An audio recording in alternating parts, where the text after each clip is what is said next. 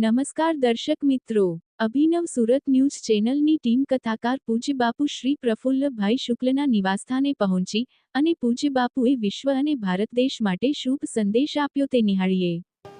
નમસ્કાર, અભિનવ સુરત ન્યૂઝની ચેનલ આજે દક્ષિણ ગુજરાતના નવસારી જિલ્લાના ખેરગામ તાલુકાના ખેરગામ ગામે જગદંબા ગામમાં પરમ પૂજ્ય પ્રફુલ્લભાઈ શુક્લ બાપુના નિવાસસ્થાને આવી છે.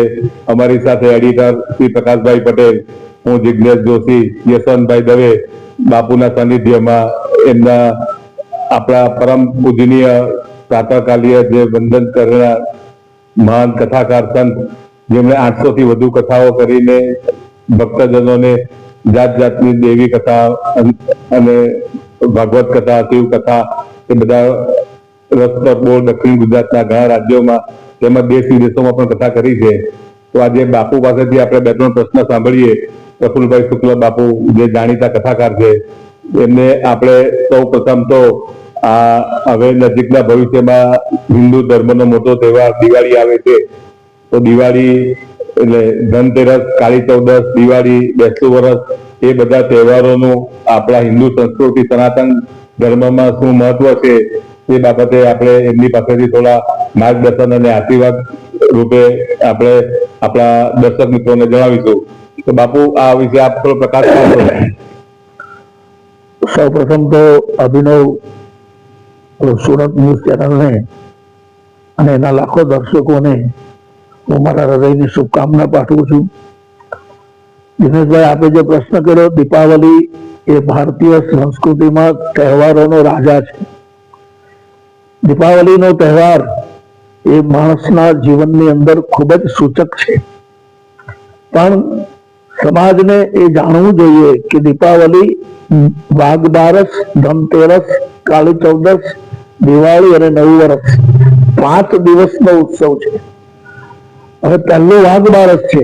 એકચ્યુઅલી વાઘ બારસ શબ્દ અપભ્રંશ છે, ખરેખર છે વાક બારસ, એટલે કે સરસ્વતી. લોકો ધનતેરસની પૂજા કરે છે કારણ કે એમાં સ્વાર્થ છે, એટલે ધનતેરસ ખાસ પૂજે.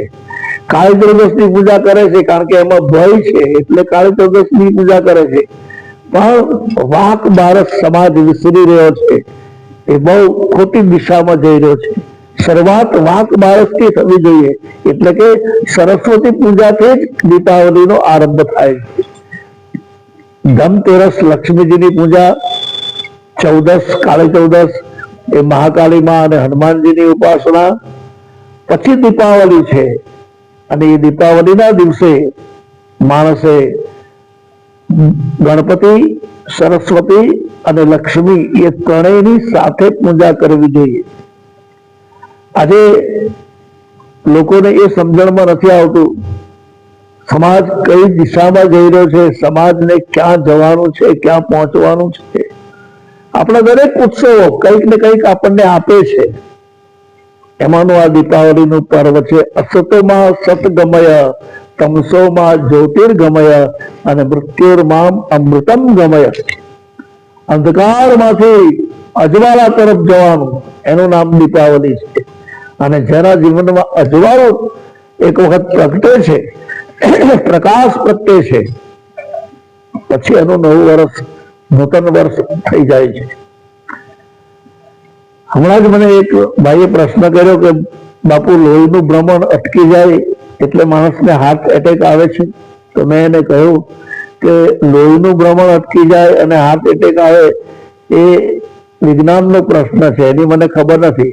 પણ હું આધ્યાત્મિક રીતે એવું માનું છું કે લોહીનું ભ્રમણ અટકી જાય એટલે હાર્ટ એટેક આવે એમ નહીં, પણ હાર્ટમાં રહેલા, જ્યારે હાર્ટ પર એટેક કરે, આપણા હાથમાં જે રહેલા છે ને એ એટેક કરે ને ત્યારે માણસને હાર્ટ એટેક આવે છે.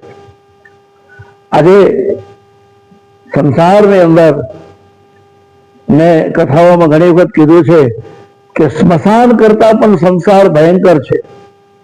સ્મશાન તો ખાલી શરીરને બાળે છે, જ્યારે સંસાર આખા જીવનને બાળે છે.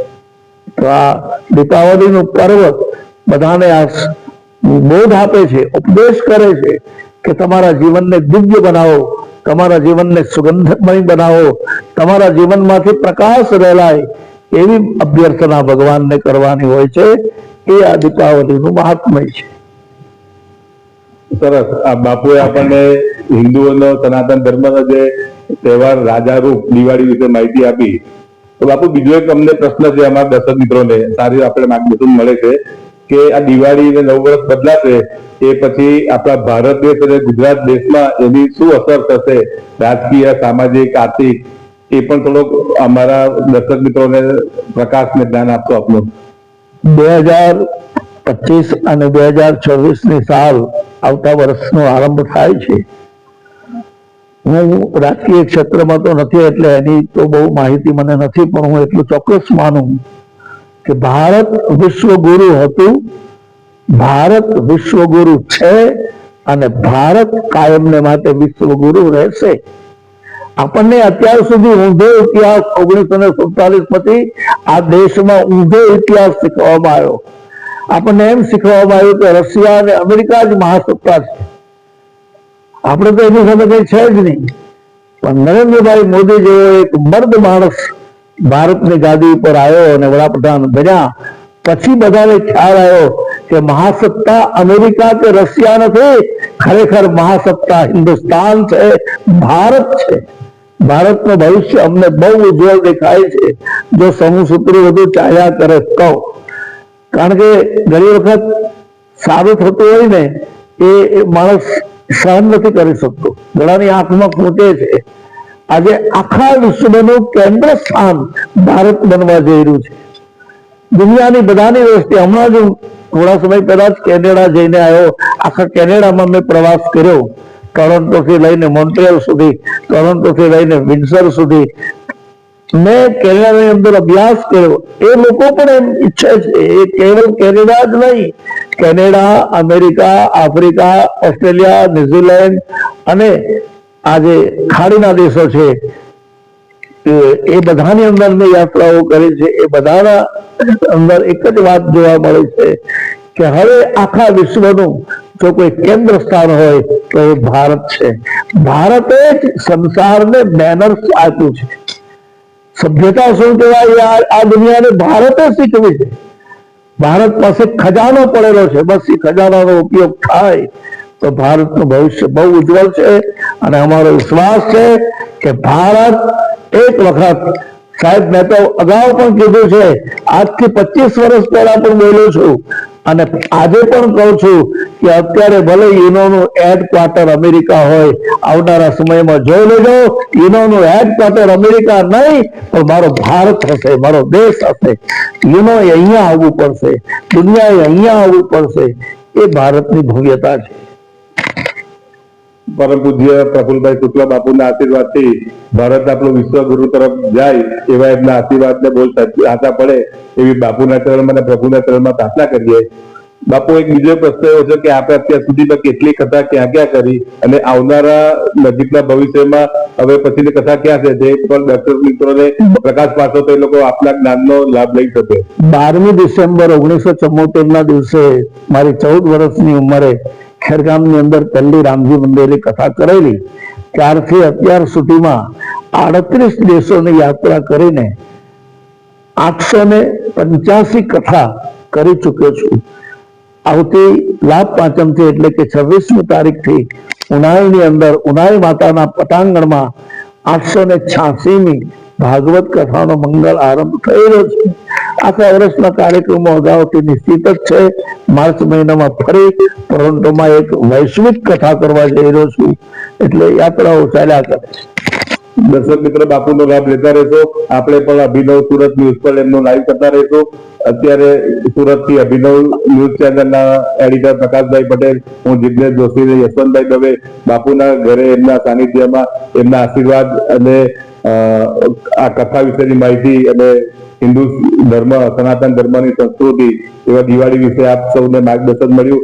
બાપુ, આપનો ખૂબ ખૂબ આભાર અમારા દર્શક મિત્રો તરફથી. અભિનવ સુરત ન્યૂઝ ચેનલને, એના એડિટર પ્રકાશભાઈ પટેલને, જિગ્નેશભાઈ જોશી અને યશવંતભાઈ દવેને અને અભિનવ સુરતના લાખો દર્શકોને પુનઃ એક વખત મારા હૃદયની શુભકામના પાઠવું છું. માં ભગવતી જગદંબા સૌનું કલ્યાણ કરો, સૌના મનોરથ પૂરા કરો. જય સિયારામ, જય માતાજી, જય માતાજી. જય શ્રી રામ, જય માતાજી.